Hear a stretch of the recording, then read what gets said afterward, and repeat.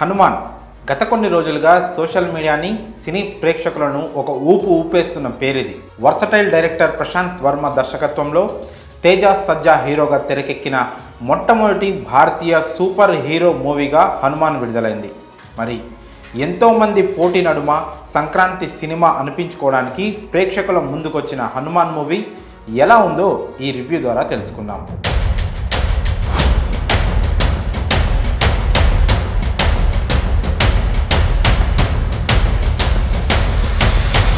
ముందుగా కథ విషయానికి వస్తే సముద్ర తీర ప్రాంతంలో ఉండే అంజనాద్రి అనే ఒక చిన్న పల్లెటూరు. ఆ ఊరిలో అల్లరి చిల్లరిగా తిరుగుతూ చిన్న చిన్న దొంగతనాలు చేసే దొంగ హనుమంతు, అతనిని ప్రాణంగా చూసుకునే అక్క అంజమ్మ, హీరో ప్రాణంగా ప్రేమించే అమ్మాయి మీనాక్షి. అత్యంత బలహీనుడైన హనుమంతు మీనాక్షి ప్రాణాలు కాపాడడానికి ప్రయత్నించి ప్రాణాల మీదకి తెచ్చుకుంటాడు. ఆ ప్రమాదంలోనే హనుమంతుకి ఆ హనుమాన్ శక్తులు సిద్ధిస్తాయి. చిన్ననాటి నుండి సూపర్ హీరో అవ్వాలని తహతహలాడే మైఖేల్ ఈ విషయం తెలుసుకొని అంజనాద్రి గ్రామంలోకి ఎంటర్ అవుతాడు.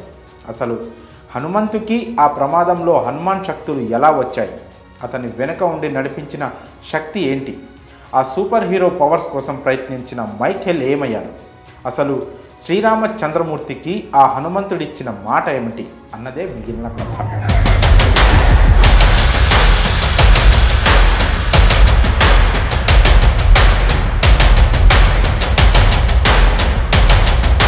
విశ్లేషణ విషయానికి వస్తే super hero movies Indian cine ప్రేక్షకులకి అంతగా పరిచయం లేని జానర్.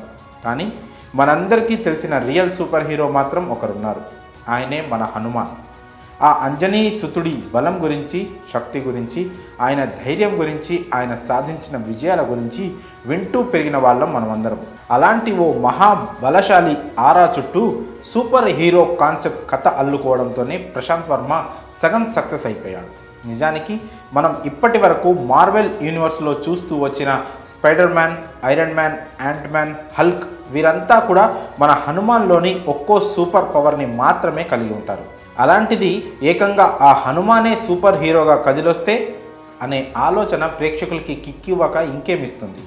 హనుమాన్ మూవీ ఆశాంతం ఈ మ్యాజిక్ సూపర్గా వర్కౌట్ అయింది. దర్శకుడు హనుమాన్ సినిమా కోసం ఏ విధంగా అయితే భారీ తారాగణాన్ని ఎంచుకోలేదో ఆ కథ బ్యాక్డ్రాప్ విషయంలో కూడా అంతే సింపుల్గా వెళ్ళిపోయాడు. టైటిల్స్ కార్డ్ సమయంలోనే మూవీ సోలో పాయింట్ పాట రూపంలో చెప్పేయడంతో హీరో క్యారెక్టర్ని, అంజనాద్రి ఊరి పరిస్థితులను ఎస్టాబ్లిష్ చేయడానికి తీసుకున్న సమయం అంతగా ల్యాగ్ అనిపించదు. ఇక అక్కడి నుంచి ఆలస్యం చేయకుండా హీరోకి సూపర్ పవర్స్ వచ్చేలా చూపించడం, దానికి ప్రేక్షకుడు అగ్రి అయ్యేలా బిల్డప్ షాట్స్ పెట్టడం, సరిగ్గా కాన్ఫ్లిక్ట్ పాయింట్తో ఇంటర్వెల్ బ్యాంగ్ ముగించడం, వీటన్నిటికీ తోడు ఒక ఇంట్రెస్టింగ్ లవ్ ట్రాక్తో ఫస్ట్ హాఫ్ అంతా ఆకట్టుకునేలా సాగింది. సూపర్ హీరో మూవీస్లో ఓ బేసిక్ రూల్ ఉంటుంది. హీరోకి పవర్స్ వచ్చే వరకు ఎంతో సహనంతో కథతో ట్రావెల్ అయ్యే ఆడియన్ ఒక్కసారి ఆ ఫేజ్ దాటాక ఖచ్చితంగా ఎక్స్ట్రీమ్ ఎలిమెంట్స్ కోరుకుంటాడు. దీన్నే సినీ భాషలో మూడ్ ఆఫ్ ది ఆడిటోరియం అంటారు. తెలుగులో ఒక్క రాజమౌళి మాత్రమే ఈ సూత్రాన్ని ఫాలో అవుతూ స్క్రీన్ ప్లే నడిపిస్తూ ఉంటాడు. కానీ సరిగ్గా ఇక్కడే దర్శకుడు ప్రశాంత్ వర్మ కూడా కాస్త తడబడ్డాడు.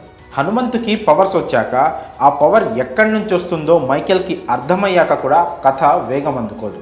పైగా ఆ సమయంలో అక్కడక్కడ వచ్చిపోయే లవ్ సీన్స్ ఇంకాస్త భారంగా మారాయి.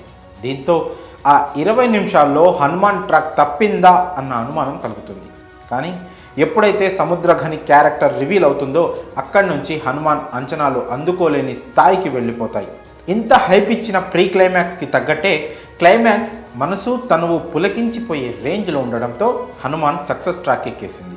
నటీనటుల పనితీరు విషయానికి వస్తే హనుమంతు పాత్రలో తేజ సజ్జా ప్రాణం పెట్టేశాడు. ఇతన్నేనా మనం ఇన్నాళ్ళు చైల్డ్ ఆర్టిస్ట్గా చిన్న హీరోగా చూసింది అని ఆశ్చర్యపోయే రీతిలో తేజ మెప్పించాడు. ఒక్క ముక్కలో చెప్పాలంటే హనుమంతు పాత్రలో పరకాయ ప్రవేశం చేసేశాడు. ఇక అంజమ్మ పాత్రలో వరలక్ష్మి శరత్ కుమార్ మెరుపులు మెరిపించింది. అమృత అయ్యర్ క్యారెక్టర్కి కథతో ప్రమేయం లేకున్నా తనకు దొరికిన స్క్రీన్ స్పేస్ బాగానే వాడుకుంది. ఇక గెటప్ సీను, సత్య, వెన్నెల కిషోర్ వంటి వారు హనుమాన్ మూవీకి బాగా ప్లస్ అయ్యారు. Last but not least Samuthirakani ఆయన స్వామీజీ పాత్రలో కెరియర్ బెస్ట్ ఇచ్చేశాడు. సెకండ్ హాఫ్లో సముద్రఖని క్యారెక్టర్, కార్తికేయ 2లో అనుపమ ఖేర్ క్యారెక్టర్ రేంజ్లో పేలడం విశేషం. ఇక టెక్నికల్ విభాగం పనితీరు గురించి ఖచ్చితంగా మాట్లాడుకోవాల్సిందే. హనుమాన్ మూవీ కథపరంగా ఎంత సాలిడ్గా ఉందో టెక్నికల్గా టీం వర్క్ అంతే బాగా సెట్ అయ్యింది. ఈ విషయంలో ముందుగా చెప్పుకోవాల్సింది సీజీ వర్క్ గురించే. మూవీలో ఎక్కడైతే హనుమాన్ రిఫరెన్స్ ఉందో ఆ షాట్స్ అన్నిట్లో బెస్ట్ సీజీ వర్క్ కనిపించింది. ఇదే హనుమాన్ సక్సెస్కి పెద్ద ఎసెట్ అయ్యింది. ఇక Dasarathi Shivendra camera work unmatchable. గతంలో ప్రశాంత్ వర్మ తెరకెక్కించిన కల్కి మూవీకి ఏనే సినిమాటోగ్రాఫర్. దీంతో ప్రశాంత్ వర్మ విజన్ని అందుకోవడంలో దాశరథి శివేంద్ర సూపర్ సక్సెస్ అయ్యారు. ఇక ఈ చిత్రానికి అనుదీప్ దేవ్, గౌరీ హరి, కృష్ణ సౌరభ్ మ్యూజిక్ అందించారు. సాంగ్స్ ఓకే అనిపించుకోగా బీజిఎం మాత్రం సినిమాకి ప్రాణం పోసేసింది. ఇక దర్శకుడిగా ప్రశాంత్ వర్మ స్థాయి హనుమాన్తో ఆకాశమంత పెరిగిందని చెప్పుకోవడానికి ఎలాంటి సంకోచం అవసరం లేదు. Last but not least producer Niranjan Reddy గట్స్ని మెచ్చుకోవాలి. ఓ మంచి ఐడియా కోసం ఇంత బలంగా నిలబడి ఇంతమందిని ముందుకు నడిపించడం అంటే మాటలు కాదు. Hats off once again. ఇక సినిమా బలాల విషయానికి వస్తే తేజ సజ్జా, సముద్ర ఖనీల నటన ప్రధాన బలం అని చెప్పుకోవచ్చు. అలానే Prashanth Varma direction, technical work, climax సినిమాని అలా నిలబెట్టేశాయి. అయితే సెకండ్ హాఫ్ స్టార్టింగ్లో కాస్త ల్యాగ్ అనిపిస్తుంది. సాంగ్స్ సినిమాకి కాస్త మైనస్ అని చెప్పాలి. ఇవి తప్పితే సినిమా మాత్రం ఎక్స్ట్రీమ్గా ఉంటుంది. నిజం చెప్తున్నా, ఈ సినిమా చూస్తే 100% ఒక మంచి సినిమా చూసామన్న అనుభూతి కలుగుతుంది. చివరిగా ఒక్క మాట, హనుమాన్ 2024 సంక్రాంతి